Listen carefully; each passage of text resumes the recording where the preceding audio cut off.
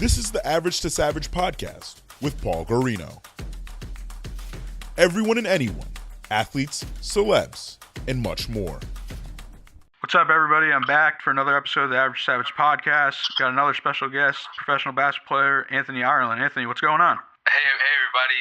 Thanks for having me. I'm currently out in Russia right now. I believe I'm 6 hours ahead of you, so it's kind of late. It's kind of late over here. Yeah. But everything is good, man. Just in the middle of my season, just continuing to grind. Yeah, for sure. Let's just start with you growing up in Waterbury. So what was that like? It was very a unique situation. It's an inner city, probably like a population of north of 750,000, a lot of high schools. So the environment was just packed with basketball. I picked up a basketball at a young age. My father played basketball. We actually played for the same high school team and same high school coach. So, growing up in Waterbury was great. Like I said, there was a lot of competition. It was, it's pretty much a sports town, basketball and football, and it was small enough to know who your competition was in that grade or the next grade ahead of you. So, it taught me a lot of lessons that I apply to my life today. And, I like to say, Waterbury is a blue-collar city, and it gave me that same, just grinded out mindset. So, yeah, you picked up basketball. I'm assuming you picked it up because your father, like you just said. And did you play any other sports growing up? Yeah, growing up I played baseball. I played football. I actually, a part of my childhood was spent down in Arkansas, Jonesboro, Arkansas.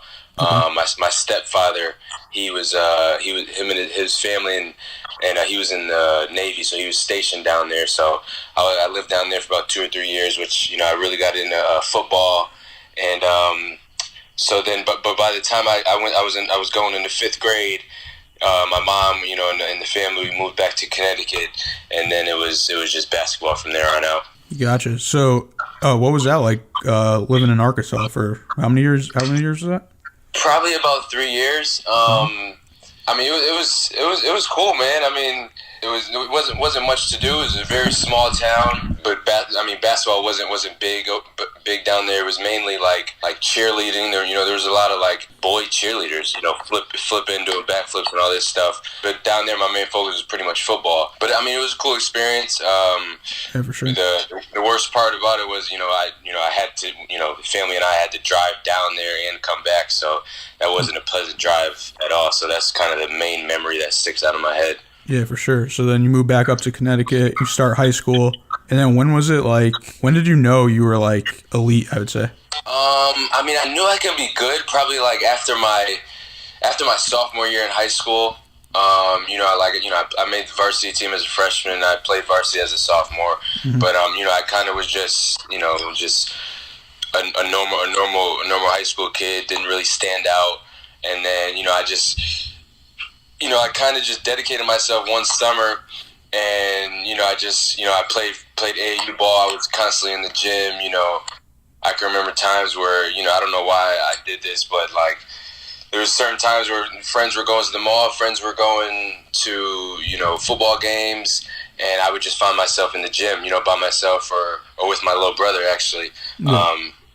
And then that following year came my junior year, and then I put up some good numbers. Then we went to the state championship, and we won it. So then I was like, man, I can be good at this. My high school coach, my family. I started getting recruited a little bit, D2, D3 looks, and then from there on out, I seen that the work that I put in, it manifested. So then that following year is when I really took off. Yeah, definitely. I feel like that's a reoccurring theme with pro athletes of their hard work ethic. So being from Connecticut, how'd you end up at Loyola Marymount, which is in California? Yeah, so after my senior year at Crosby, I had like local offers like Sacred Heart University, Central, Quinnipiac, had some like UMass, Fordham University looks, and then so my prep school, my AAU team that I played for, they got me in touch with this prep school, mm-hmm. and then so I did a year of prep, and then that year of prep, I was obviously able to play another year of AAU. So that AAU season, I did really well. Played a high level schedule, traveled to all the big tournaments, and then I played in like the NEPSAC league at the Winchendon School, which is a pretty prestigious basketball league in the New England area. So I did really well, and then LMU came into the picture. I had bigger offers like Rutgers, St. John's, University of Miami, but LMU offered me first back like early prep school season. Yeah. So I verbally committed to them, and then towards the end of the season, like I said, all those bigger schools came. So I kind of just wanted to stick with what I knew.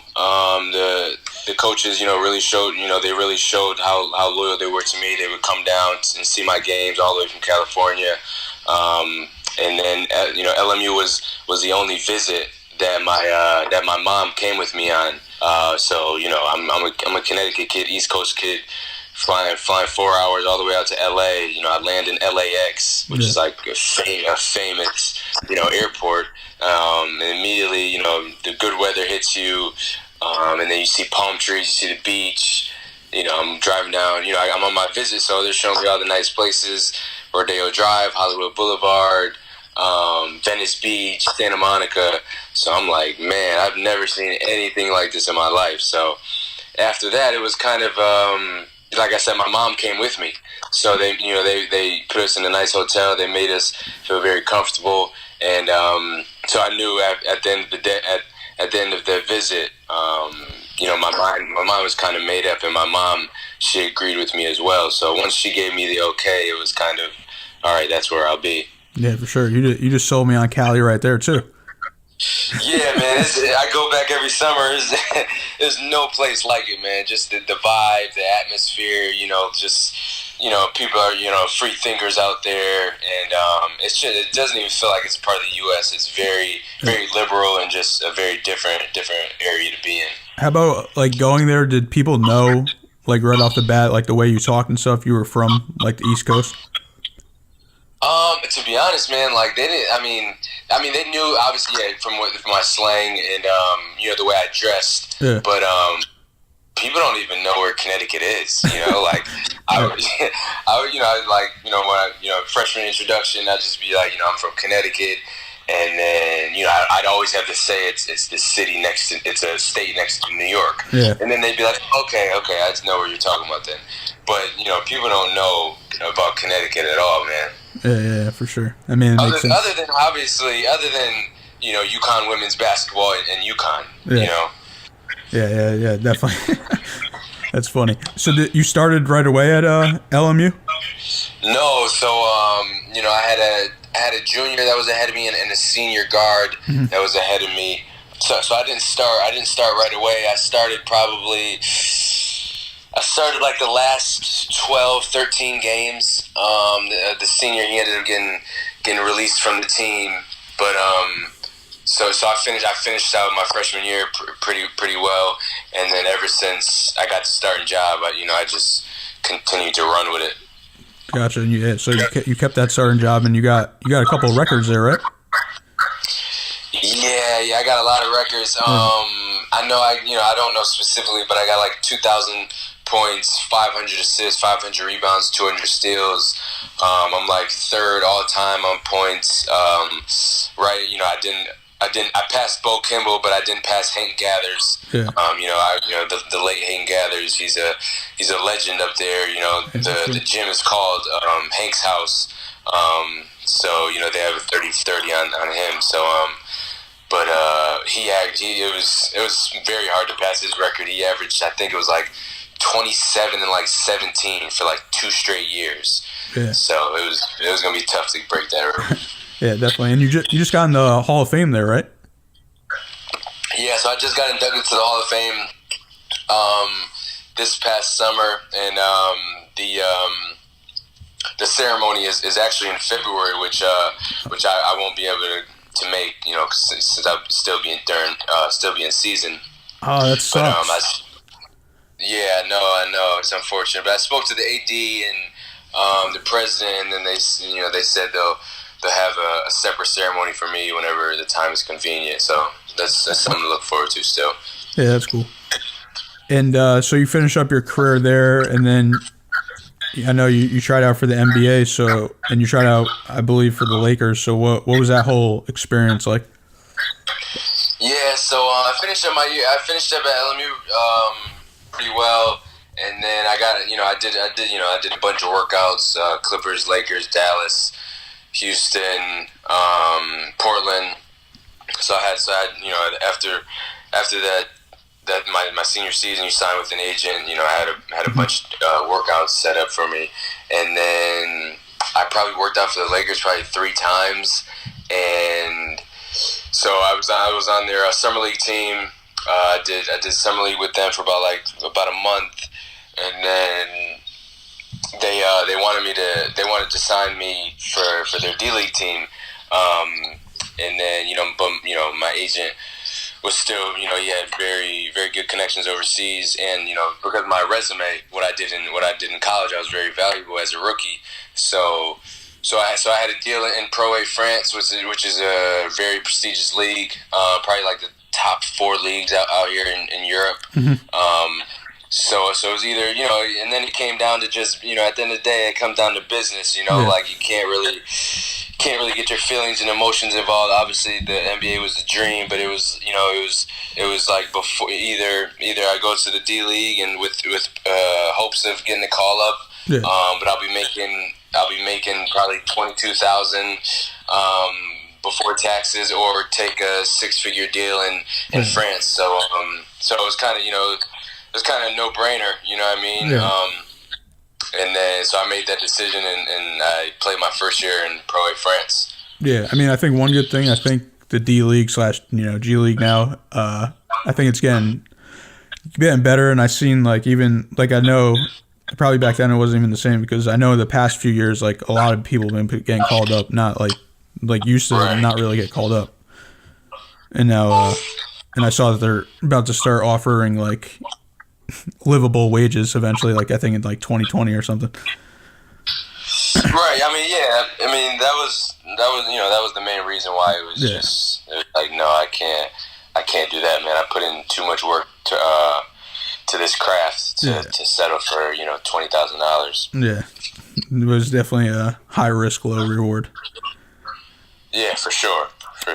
And I know you played in several countries so far. So what's the overseas experience been like, and what's been your favorite country so far? I mean, the overseas experience is definitely tough, man. It's I mean, I want to start off by saying it's not for everybody. A lot of people say, I want to play overseas, I'm trying to get overseas, but you have to have a very tough mindset to survive. It's not only the basketball, but just the business aspect, and being alone and away from home, and in a foreign country where different cultures, people move different, they act different towards Americans. So it's definitely a culture shock every country I've been to. But for me, I have an introverted personality, so it kind of works out for me. I enjoy the downtime. I enjoy my being by myself a lot. I'm fortunate enough to have I've been able to fly some of my family members out here and have them come stay with me. Like I said, I played in France my first year, and then my second year I went to Poland. I was there for 2 years, and then last season I played in Lithuania, and then this season I'm currently in Russia. It's a every year I've kind of leveled up, for lack of a better term. Yeah. So and that's kind of the goal is not only to get more money, but just play for a higher level team, a higher level coach, in a higher level league. So that's what I've been doing. Russia, the VTB league, is the best league outside of the NBA. Mm-hmm. So I'm matched up against great guards, teams with big budgets, teams that are very recognized and known across the world. So I'm in my 5th season now, so I'm right where I want to be, and right on track to reach my goals. Yeah, for sure. And those that don't know, you guys only could sign 1-year contracts, correct? No, some guys sign 2-year deals, Okay. but never more than 2 years. Yeah. Or it could be like a 1+1. Yeah. Team option, player option. But for me, I've only signed 1-year deals. It's just it could be a bad. You could look at it in a bad way or a good way. I have the mindset where you bet on yourself. So it's just like, okay, I'm gonna come here for a year and prove that I can dominate this league, and then I'll get a better contract next year. For sure. So how do you deal with that pressure, knowing that? It was definitely tough, man. Especially my rookie year. It was in France. It was because I didn't understand the business aspect of things. I didn't know, guys could get cut. Guys could, if you don't play good one game, you're out of there, and they can send you home without pay. And so I didn't really understand. But now I'm in a situation where it's just, it's normal. So. I trust in my game. I put so much into it. So I come into the seasons very prepared. Just because the work I put in the summertime. So I don't even think about it anymore. But I had a few instances my rookie year where it was just like, okay, I could be potentially sent home, or they don't like how I played the last 2 games.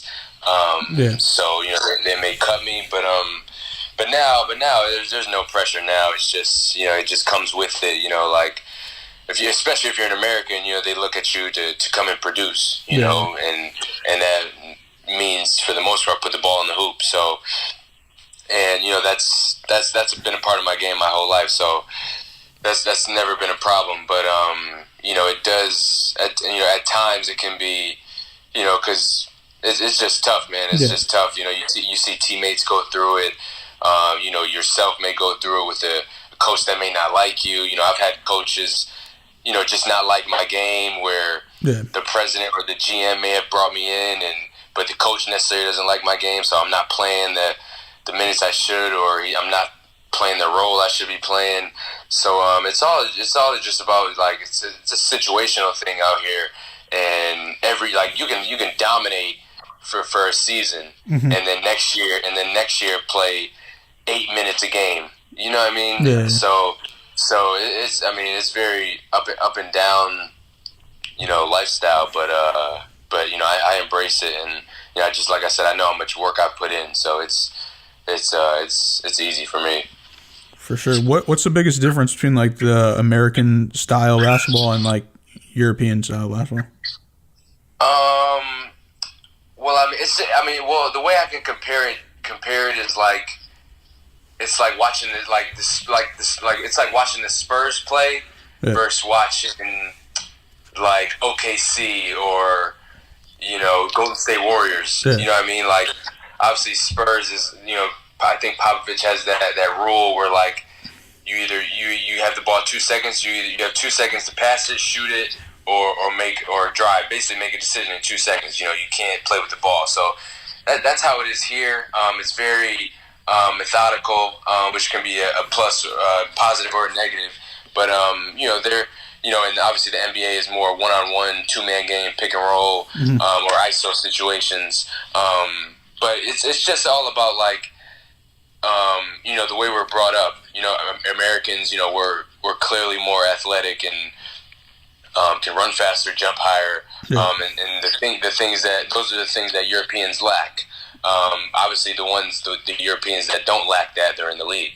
But so they're brought up differently, and it's more like a school system where you're learning the flex offense at 10, 11 years old. You're learning backdoor cuts at 8, 9 years old. So like the Europeans' IQ is much higher than an American high school kid's IQ. You know what I mean? Yeah. But like I said, there's pluses and minuses.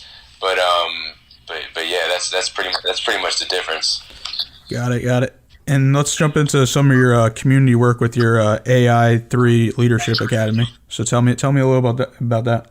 Yeah, so it's an organization based in Waterbury, Connecticut.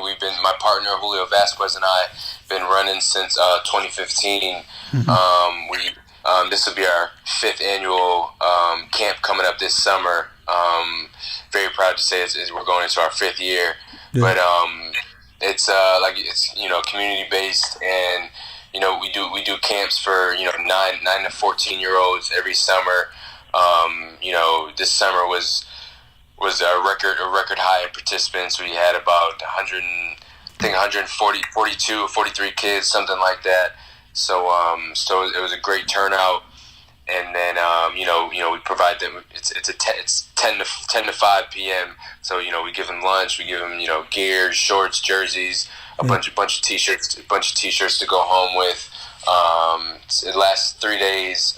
So it's a great atmosphere. We have a DJ there for the games.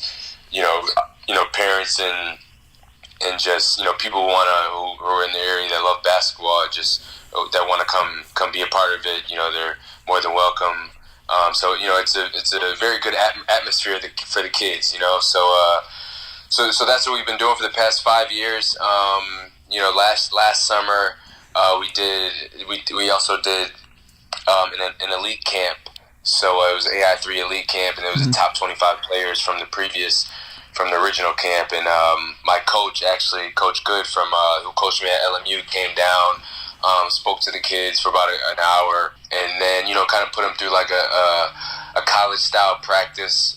Put them through various drills that they've never seen, defensive and offensive drills, and then we do some fundraisers.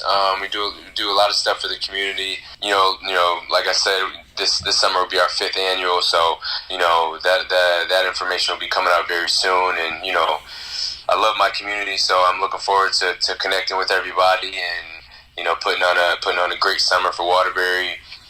Just continuing to provide content and connecting with my community has always been like a joy of mine. Mm-hmm. Yeah, definitely. Yeah, I've been seeing it for a few years now, and I feel like you've been growing every year. Yeah, every year it's been stepping stone, and kind of like learning from the previous years, and just continuing to grow. Obviously I'm not doing everything by myself. I have former collegiate players that are on staff, former pros that are on staff. That helped me out a lot. Like I said, my partner Julio, he's the program director, so he pretty much organizes everything. To make sure everything runs smoothly, and without the help of him and the guys that we hire, there would be nothing. So but yeah, it's a great time, man. You got to come down and check us out this summer, man. Yeah, definitely. I'll be there for sure. Yeah, that'd be cool, man. That would definitely be cool. And then I know you and Julio just started your podcast, The Grind. So what should we expect with that? It's, The Grind podcast. We put out 2 episodes, and those 2 episodes are really just laying down the foundation and putting our establishing our intent for the podcast. But I'm in a position where I've met pro athletes and the NBA and overseas. So I want to be able to share their stories with the community. Because not a lot. Overseas basketball is becoming popular now, but not when I was growing up, you didn't know that you can feed your family and make 6 figures, 7 figures playing over here in Europe. So I want people to know that there's the guys that went high major, even guys that went mid major, low major, they're making pretty good change out here. So it's not like NBA or bust mentality. You know what I mean? So I'm actually interviewing one of my teammates, Trey Golden. He went to University of Tennessee, and so I'm gonna interview him this weekend and just share his story. And but it's not only going to be basketball based. We kind of want to interview like entrepreneurs, kind of just people who go against the grain and pave their way. I want to interview like real estate moguls, people in finance, people that deal with real estate, people that deal with investing. As the ball stops bouncing, or you can't play forever, and I'm learning that every year. And I'm learning more ways to make my money work for itself.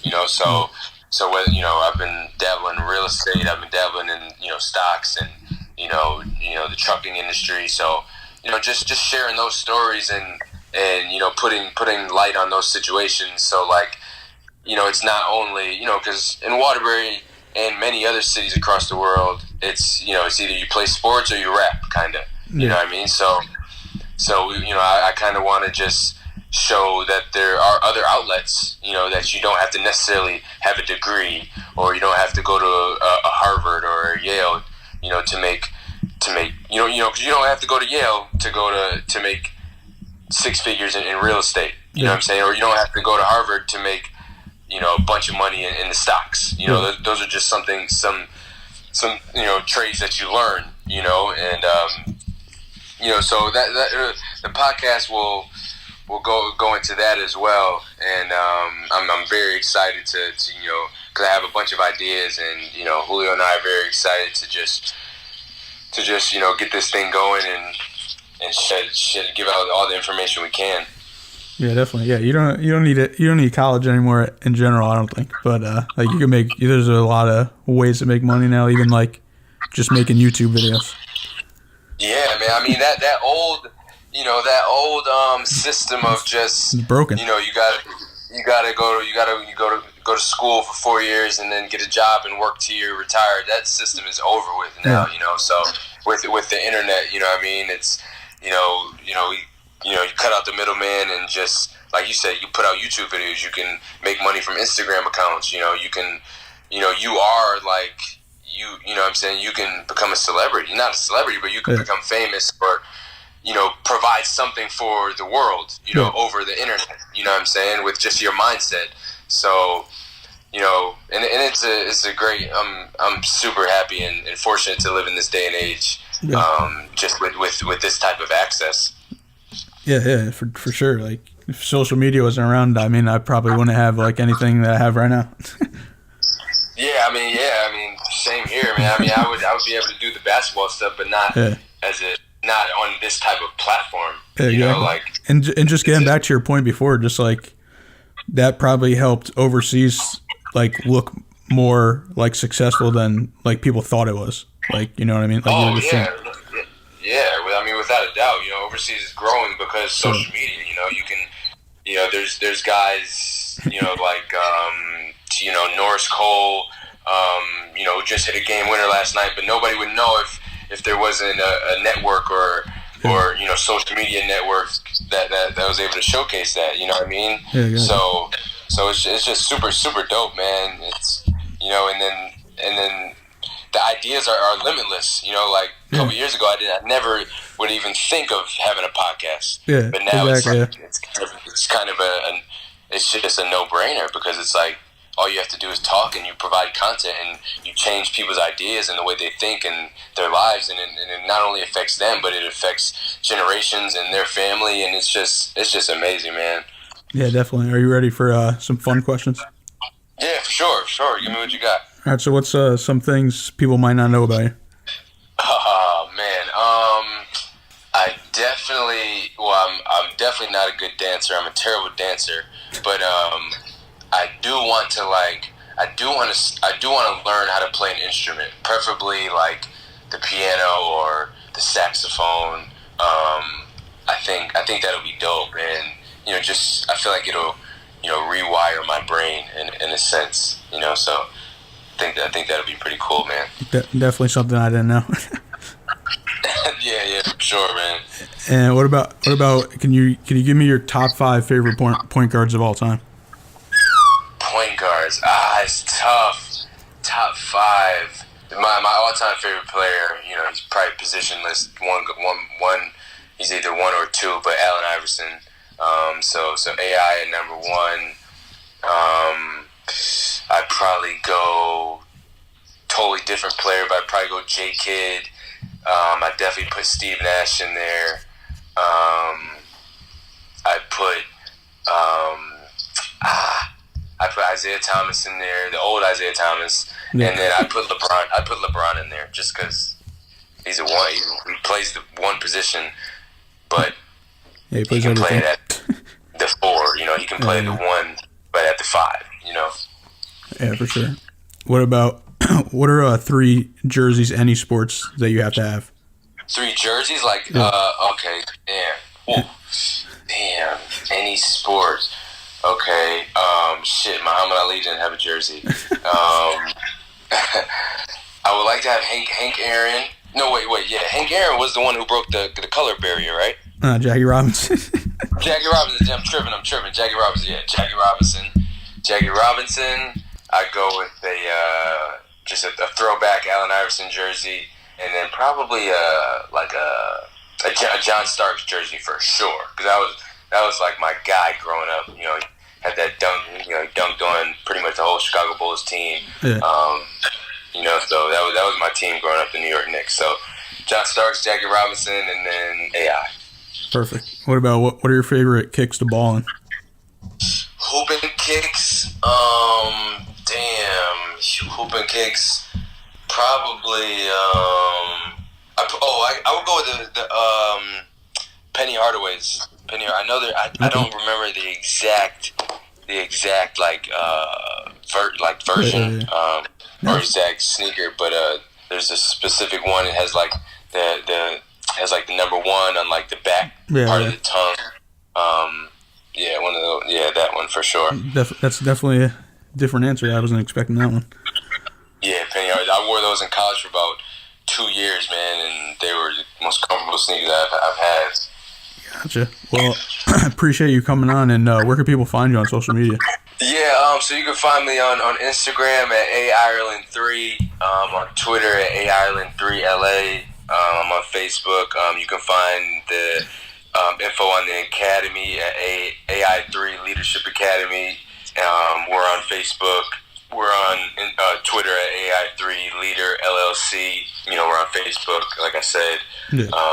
And you can find The Grind. You can find the podcast information and updates at The Grind Podcast on Instagram and on Facebook. So yeah, those are the outlets that I have.